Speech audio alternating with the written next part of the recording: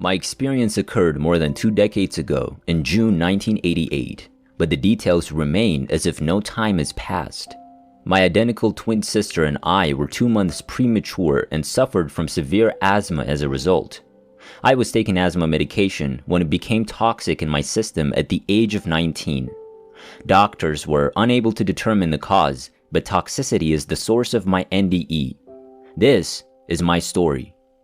It was an unusually hot June day in Minnesota, and I'd spent some time outside before meeting a friend for lunch. When I began to feel ill, we went to a restaurant and ordered our meals. I developed a fever, my hands began to tremble, and I became nauseated. Our food arrived, but my symptoms worsened to the point where I couldn't eat. I asked a friend to drive me home, and on the way, we had to stop because I needed to vomit. I thought it might be related because I had been out in the sun. When we arrived at my house, my mother immediately called the hospital emergency room for assistance. They treated it as a heat stroke and told my mother to take me for a cool bath, which seemed to help. I went to my room to sleep because I was exhausted. What happened next is difficult to describe. I felt as if I were in another era. I felt incredibly peaceful and surrounded by an essence that transcended love in human form. Then there was chaos as I was taken to the hospital by ambulance. Later, I found out that a gurgling sound coming from me woke up my twin sister because we shared a room. I was experiencing a seizure. My back was arched, my head was drawn back, rigid, and mucus was coming out the sides of my mouth as I gasped for air. I then appeared to choke on mucus, stop breathing, and turn bluish gray. My sister had the foresight to perform the Heimlich maneuver to dislodge the mucus. I inhaled deeply and continued seizing after dislodging the mucus. My sister yelled to my mother, who dialed 911, and I was whisked away to the hospital. I don't remember much of the seizing, only the next stage of events. The seizures were apparently difficult to control. My heart rate and blood pressure were both dangerously high, resulting in cardiac arrest. I returned to the timeless, love-filled void. My heart was shocked, and a pulse was obtained, but my blood pressure and heart rate dropped to dangerously low levels. I was in a coma for 3.5 days. I was in the cardiac intensive care unit at the time, and I recall leaving my body. I felt like a buoyant, light ball of energy. I was standing in the corner of my room, looking down on my body diagonally. I remember thinking how strange my body appeared, lying there, hooked up to all of the machines. It didn't look like me at all. My supervisor, I worked at the hospital where I was being treated, came in to see me at one point. When she saw my lifeless body, she gasped and covered her mouth. I wanted to console her, but she couldn't hear me and fled the room. I'm not sure what happened after that. I recall being in what I can only describe as a timeless, expansive void. It was as if I were hanging out there. It was incredibly peaceful, and even though I didn't see a light, I felt a powerful, amazing sense of peace and love. As I type, that image or sensation comes to life. I didn't want to leave, but I also knew that I couldn't stay. I had lost track of time.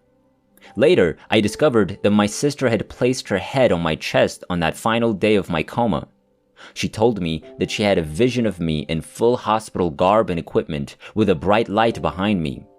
I apparently said, "Don't worry, everything will be fine. I have a lot to say to you." I don't recall speaking with her, but I'm looking into hypnosis to see if I can recall more of my experience. At that point, she jumped up and ran to tell my family that I was fine. I awoke from my coma shortly after. Getting up. I was medically paralyzed due to all of the IVs and various lines going into me, and my hands were restrained at the wrist to prevent me from pulling out the equipment or central lines. "Mary Jo, if you can hear and understand me, squeeze my hand."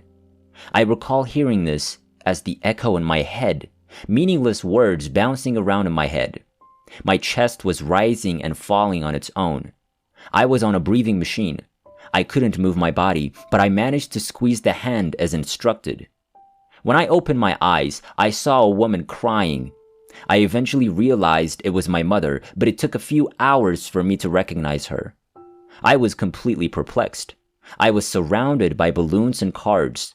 The colors, sounds, and smells, as well as the emotions of those around me, were overwhelming. I had no idea what had happened, and my body was in excruciating pain. It was strange. After a few weeks of speech, physical, and occupational therapy, I was released. I walked out with no heart damage. Although I was aphasiac, the seizure did not result in permanent brain damage.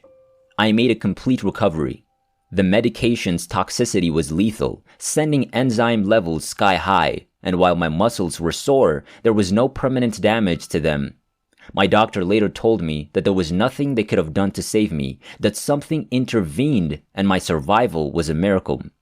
She stated that it was because of this that I had a purpose in this life. I returned home feeling lonely, angry, confused, and unsure of my mission or what had occurred. Nonetheless, I went on to study speech pathology, which led to my current position as a sign language interpreter. I had a strong desire to serve and assist others in healing as I had. Because there was no follow-up, I mostly kept my experience to myself. It would take me 2 decades to finally tell my story. The sense of peace and love has always remained with me, but because I was so open, I suffered from depression and anxiety at times. I wanted to return to that peaceful place, but I also had this deep knowing that I needed to complete my experience on Earth. I became overly sensitive. I had movies that showed me what people are going through, especially when it comes to healing. I quickly realized that telling people what I saw would only upset them, so I kept what I saw to myself. I would eventually learn to manage what I was seeing by collaborating with my guides. I'm still extremely sensitive, to the point where if I don't keep it in check, my productivity at work and in life suffers. I'm easily exhausted and tired. My experience is still unfolding. It's as if I'm seeing bits and pieces of what happened and what I need to know to complete my mission here.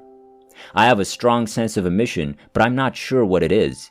I did, however, pursue a master's degree in negotiation, conflict resolution, and peace building. Peace building feels very much in line with my mission, but I'm not sure what I should do about it. But I have faith that things will continue to unfold. So I keep going. Thank you for giving me the opportunity to tell my story. Having a platform to share it on is beneficial and healing. Story number 2. A man's NDE at work allows him to assist his mother in crossing over. Sunday, October 14, 2018, 15:05. In May 2010, I had a heart attack caused by a blood clot that had broken free following an accident in which the bones in my left foot had been crushed after being run over by an errant SUV the month before.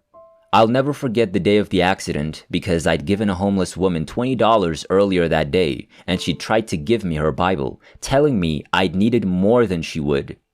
While in the hospital, I developed a severe case of double pneumonia, which I battled on and off until my condition deteriorated dramatically that November. On Monday, November 29th, I had just arrived at work when I developed a severe coughing fit. I couldn't breathe and recall panicking before passing out, apparently sprawled across my desk. I was instantly surrounded by this vast, loving light. I could hear what sounded like a low, steady buzz, but I was no longer in pain or experiencing any physical sensations. It was like falling through the floor and landing in the palm of God's hand. Though there was no pain, and I had the impression I was on my knees, the light was too bright for me to look at directly. The light was all around me, and there was a courtroom directly in front of me. 4 judges sat on 4 separate tall benches. They were dressed in gray robes with hoods, and I couldn't see their faces, but they were all writing. In front of them was a low courtroom bar, and I knew that if I crossed it, I would never be able to return.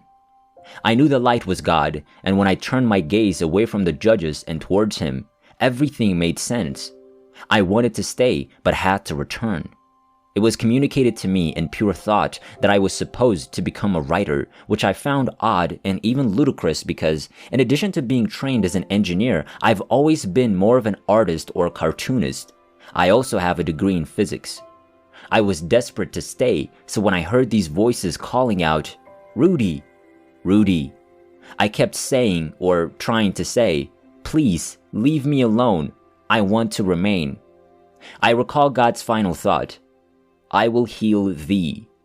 The next thing I knew, I was regaining consciousness after collapsing so hard on the floor that my forehead began to bleed.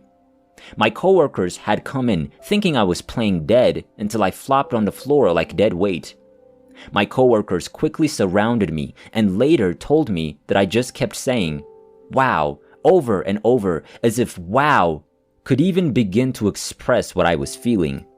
I remember being so frustrated, and still am, that I couldn't bring back all of the knowledge I'd acquired. My brain was just so pitifully small. I remember later telling my coworkers about what happened, specifically the part about the light and the message, "I will heal thee." I blurted out that I knew then that God had painted his own portrait.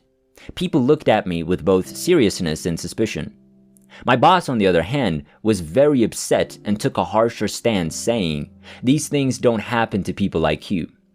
Within 18 months, he took early retirement, sold everything he owned, and went off to Concordia Seminary to become a Lutheran minister, but not before transferring me out of his DoD organization. I tell people that it was I who had the religious experience and he who went on to become a minister. I've been processing my experience ever since. I don't have a message for the world, but I will admit to psychic incidents with electronics, my watch is being repaired again, and so on. The most profound thing that happened was when my mother died in January 2017. I was able to tell her to go into the light, even though she was in a coma. At 4:45 a.m., she died in the hospital. I had a feeling she was going to die and had awoken at 4 a.m. on the cot in a room. The nurses, who had a lot of experience with oncology patients dying, thought she'd make it through the weekend, but I knew she wasn't going to make it. She died on my birthday, but it was so peaceful, and I can't help but think that my own experience helped her when the time came. I also believe she hung on for me because she'd gone into a coma the week before due to an unexpected cardiac arrest after being admitted with kidney failure. She was in the early stages of third-stage Alzheimer's, and I can only assume that when she had her own near-death experience the week before, she regained full clarity and wanted to come back for me so that I can make the final decision to let her go. A few things happened after she died, but that's probably for another story.